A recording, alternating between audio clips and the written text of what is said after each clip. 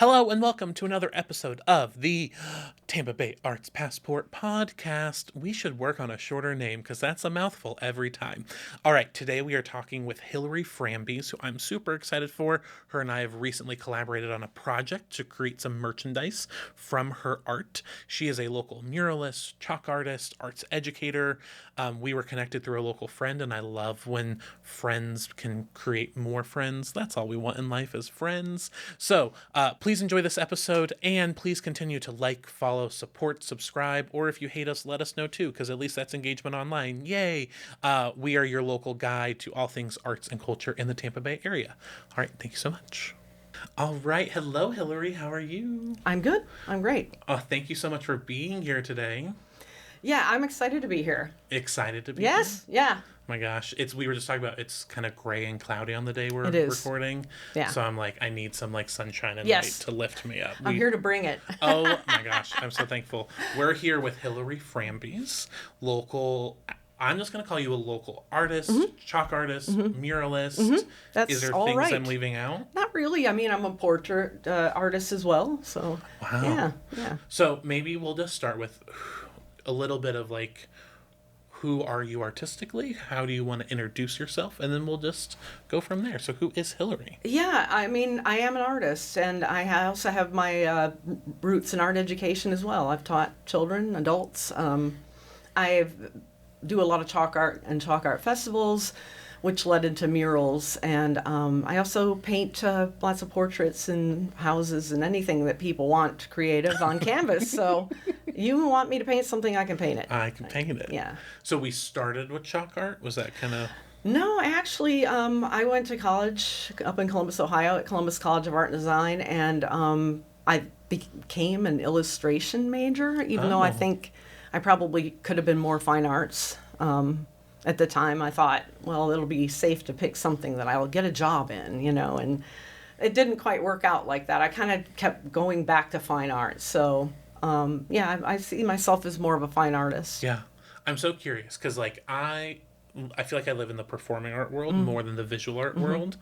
And, when you're in the performing arts, right, you dip your toes in different things, Yes. and that's where you find your track. How does it work for visual? How did you know, illustration versus fine art versus, what is that like for you? It's very much the same as what you describe. And actually, my daughter is a theater person. So, it's similar. You try different things, You try different mediums. And I don't think anybody's ever sitting still in the arts world. They're always moving forward, trying different things, evolving. Yeah. Yeah. What drew you to murals, chalk art, what kind of drew you in that direction? I think for chalk art, the large scale, of creating is exciting. It's very public. When you're creating at festivals, people are watching you in action. And then you're interacting with them. Some people like to think of it as almost like a performance art. It has that aspect to it where you're creating and they're seeing the evolution of the piece, in real time, which is kind of cool. Yeah. And which also leads to murals, too, because that, too, is large scale, And then you do have passerbys that will talk to you as well. Yeah. The difference between... Well, chalk art can also relate to, the area and the space. But a lot of times there'll be a theme in a festival, or you'll just pick something fun. I like to do a lot of work that it combines humans with, portraits with elements of nature or other things that kind of are floating around, kind of similar to the rooster there, or the chicken, rather. With murals, I think you really have to think about the space that it's in permanently, because chalk art is temporary. And you connect it to the history of the place or some other theme, that maybe the building, maybe the way that's facing or something.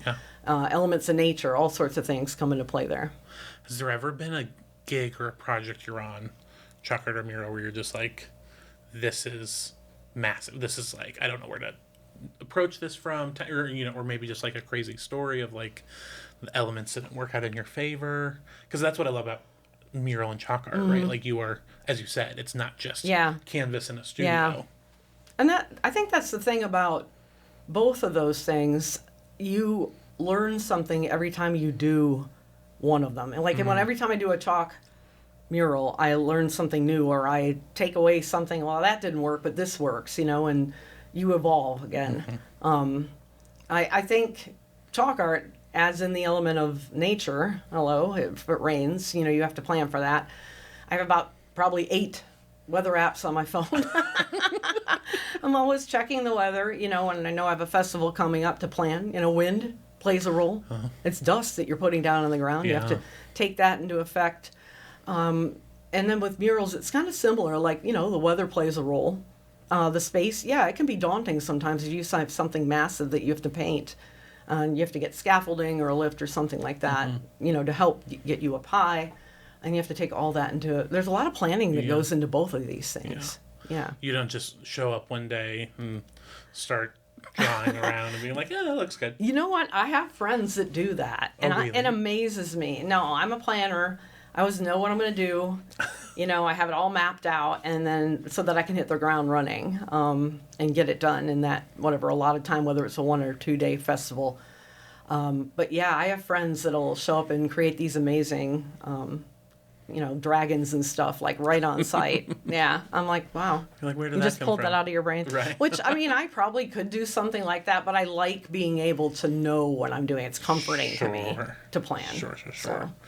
I would love to pick your brain and ask, one of the reasons I love Tampa Bay in general is our love of chalk art and murals, and there's always a chalk festival happening somewhere, it feels like, and we have such a vibrant scene. Yeah. Where does that come from? Like, why in particular does this community have an affinity for that, do you think? Well, we live in a great place for it, right? When I lived in Ohio, you were really chalking from, April-ish, May, June, July, and then through the beginning of fall, like about the time you hit October, it starts to get cold, whereas it's reversed here, and there's a lot more time for it, right? So I think that's why. I think that's why it thrives here, is that there's just the weather lends itself to being outside, and you're able to create. Not in July. You can paint a mural out there, but you're gonna be hot. You're gonna be hot. Yeah, but chalk art doesn't usually happen during those months because the pavement's way too hot. You won't be sitting on it. No, you can fry an egg on it and yourself. When you were younger, did you ever think like this is how you were gonna make a career and a living? No. No. How did that journey happen? My father was a painter, kind of as a side hustle. I grew up with him painting, and he paid our rent in Chicago when we were kids with paintings, which is kind of cool. And he enjoyed it as a hobby, but he didn't take it seriously as like a vocation, right? And then he encouraged me to pursue it. And when I was in 9th grade, I had a teacher who I said, hey, I'm thinking about being an artist as a living. And she said, yeah, I wouldn't do that. I was like, well, it kind of set me back for a number of years. It made me think, well, maybe I should think of something else. And I did. And I did think of something else. I thought of a bunch of different ideas, and then I really didn't know what I wanted to do. But I came back to it about 19, 20 years old.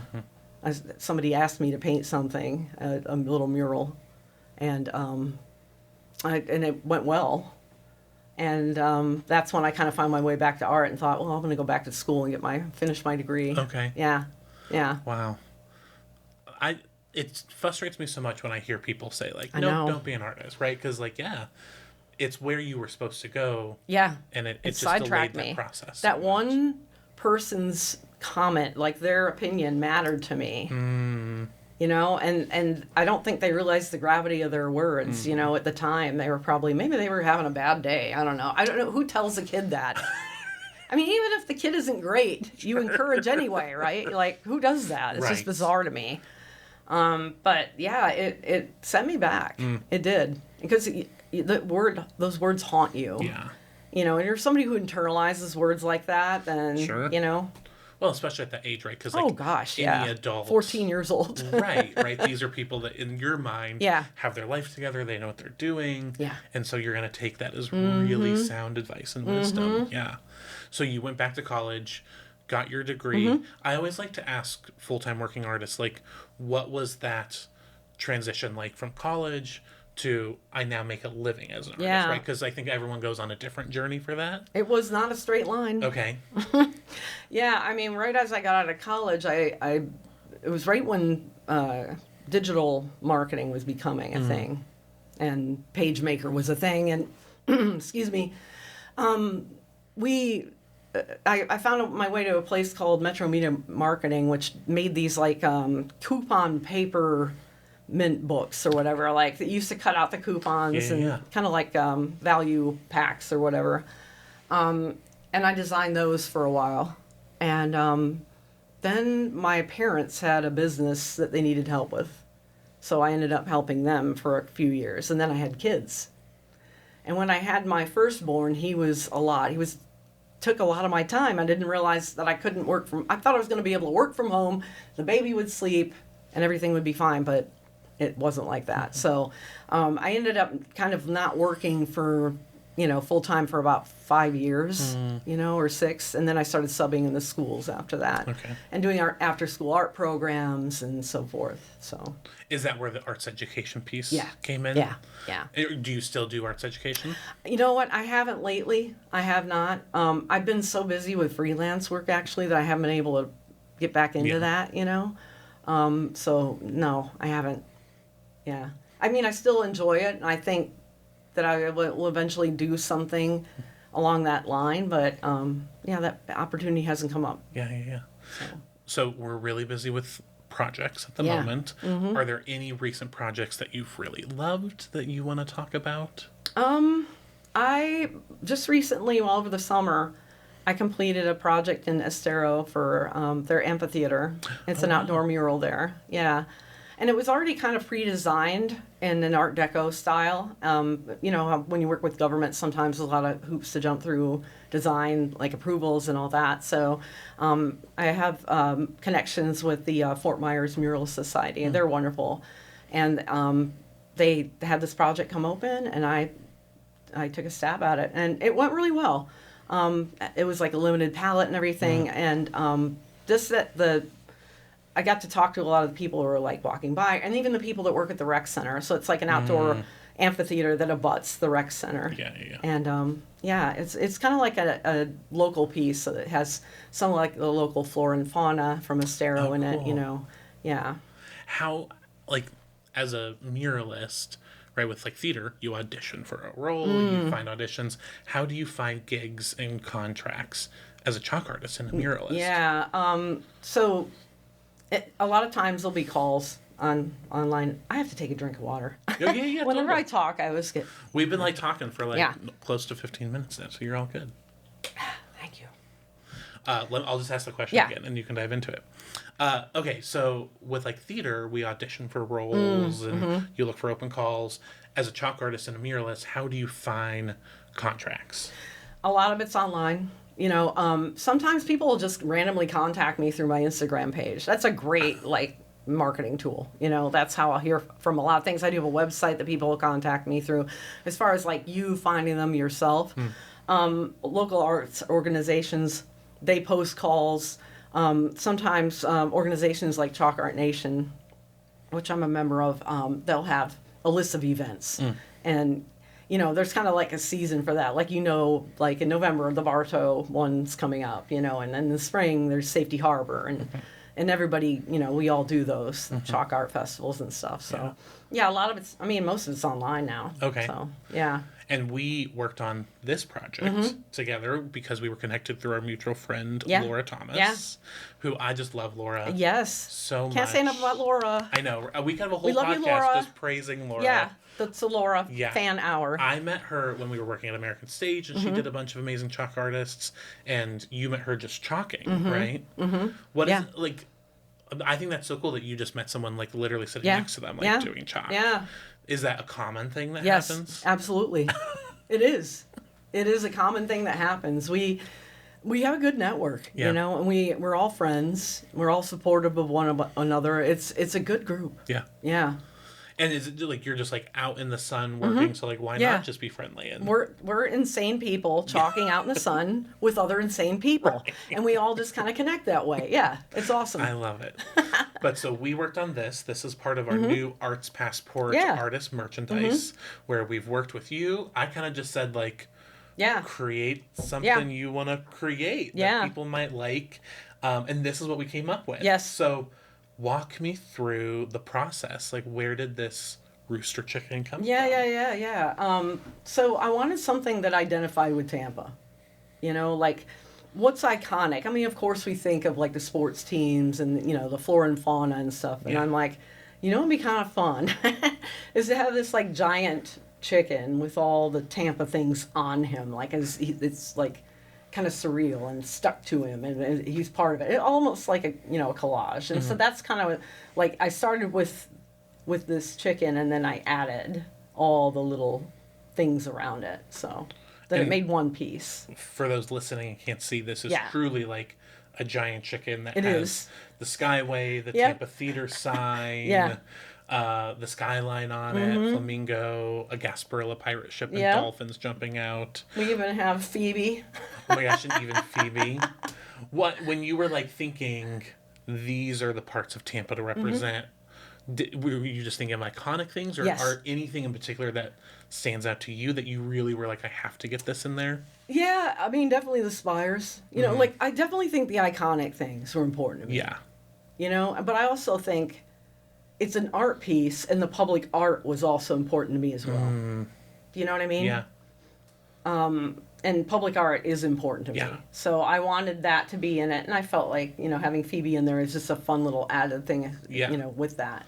It's kind of fun because, like, this is such a celebration of Tampa's artistry. Yes. At a time when, like, artists are like, so much is happening, and do we fit in this state, right? Right. And so it's kind of wonderful to just have this representation of, like, there is art here. You're seen and you're important. I love it. Yeah. And so we have turned this into tote bags, t-shirts, prints. You can get all of those. Get your swag. You can get your swag. And I love this project because one of the things we're trying to do with Arts Passport is center local artists. Right? And so when I connected with you, which was our first time talking, I was like, just kind of do whatever you want, you know? And so maybe just talk about why are opportunities like this important for local artists? And just anything, you know, what does this project kind of mean for you and your work? Yeah, so when you said do whatever you want, I have to say I was like, oh no. What am I going to do? And I had to sit there and think about it, like guidelines. Well, do you want this? Do you want that? You know, so I thought, well, what is it going to be used for? What's the purpose? What's the end game, right? And then I kind of worked backwards from there, thinking design-wise, you know, backwards design. So that's why I came up with something that I thought people might want, but also celebrated the arts and also celebrated the area and the iconic motifs that you associate with Tampa. Yeah. You know, why are opportunities like this important? I think it's important to get your name out there and your work out there. And I think promoting the arts like your organization is doing, especially in times like these, is so important. Yeah. And I just want people to know, because this part blows me away. I'm not a painter. This is not a skill I have. But we originally kind of designed this digitally. Yeah. And then you were like, I can paint it. Yeah. And my mind was like, yeah. Go ahead. So like you've painted this by hand. Yes, I did. This is not an AI creation in any way. Yeah. And then we photographed it, and that's the actual thing that's going into the print. Yeah. So what was it like actually create, because like truly my mind can't process how you merged the colors, how you shaded things. Like it's so gorgeous. What was that process like? So that was one of the reasons why I wanted to paint it, because I wanted it to look like one piece. So when I pieced together, you know, photographs that I find on the internet, which is kind of how I design my chalk murals and so forth, I want, once it's painted, once it's created by me, then it looks like one piece because it's all in my style, using my color palette, etc. So I mean, when I think of Florida and when I think of Tampa, I think bright colors. I think not gray like it is outside like now, you know. I think sunny and warm and inviting. And so that's kind of what I wanted to portray here. The way that you piece these things together kind of as a digital collage. And if I was going to send it to you as like a finished piece, I would, fine tune it. Sure. But I just kind of threw everything together knowing that when I paint, I could blend the elements together. You know what I mean? Yeah. So that's why I chose to paint it. Yeah. I love it. It's gorgeous. Yeah. All right, we're running out of time. Okay. So we're going to finish with some rapid fire questions. Okay. One more drink of water. Get the water. All right. First up, and these can just be gut reactions. Okay. What does artistic community mean to you? Collaboration and connection. I think we talked about Laura. Chalk Art Nation. Shout out to Chalk Art Nation.